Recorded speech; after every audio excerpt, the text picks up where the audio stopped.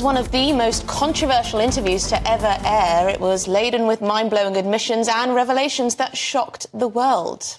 But Martin Bashir blamed race and class discrimination for the accusations he used forged documents to obtain this 1997 bombshell panorama interview with the late Princess Diana.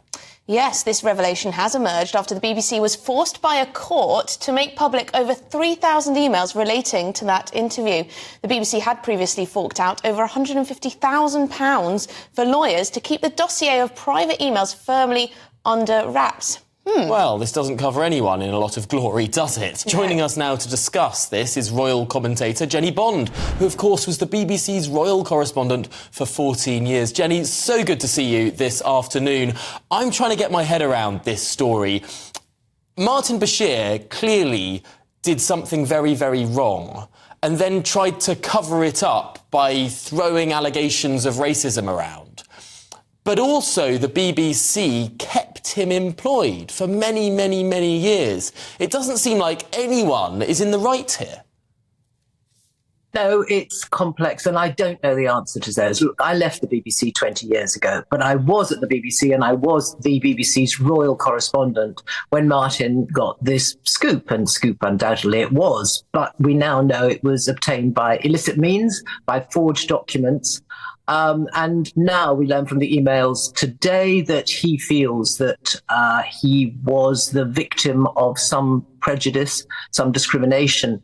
I never met Martin Bashir. People probably be astonished that working in the same organisation, we never met then, and I've never met him since. I had no idea that Panorama were sniffing around my patch, as I regarded it as the BBC's royal correspondent, and that he was going for an interview at the very same time that I, coincidentally, was having long conversations with the Princess at Kensington Palace, just the two of us. And so when that bombshell of an interview came out on November the 20th, 1995, the world was astounded. I was surprised and shocked, but I was not shocked by what Diana said, because 5 months earlier, I had sat probably in the same room and had this long conversation. I've got the notes still. Those notes taken on the day, in which she says there were always, from day one, 3 people in the marriage. She means Camilla. She says she now understands that the relationship between Charles and Camilla was and is one of true love and was always going to be stronger than any marriage Charles might have made.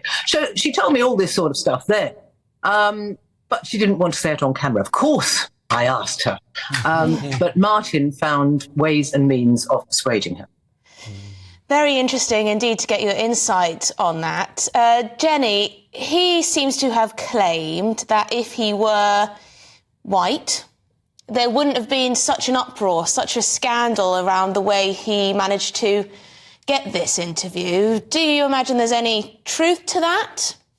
Or is this just excuses? He's entitled to his own view and his own perception of how he was treated at the BBC. I do not know how he was treated. I do know that I was sitting alongside on the reporter's bench, for example, the late George Alagaya, and I don't think he would have made ever similar allegations.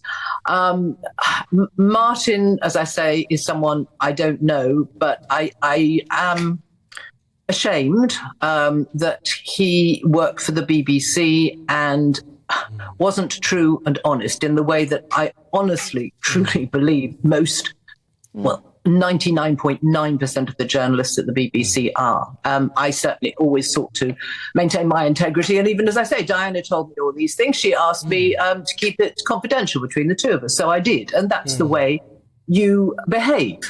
Jennie, it's absolutely stunning seeing your notes there from conversations around the same time with the late Princess Diana. How does it make you feel as someone who at the time was on the royal beat for the BBC, having someone who operated and acted and did their job with integrity and honesty, to see someone who wasn't on the royal beat for the BBC to come onto your turf, but not only come onto your turf, but to lie and cheat their way through your turf to then get that big scoop? That must have hurt you.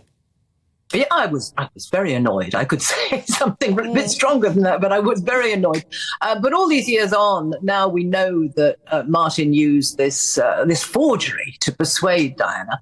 I felt a bit better about it. That was not something I was ever going to do. But of course, it was annoying at the time. I asked Diana, actually, about a year later after Panorama. I had another chat with her at the Palace, and I said, why did you do that? And why didn't you call me? Because I always said, call me if you want to go on camera.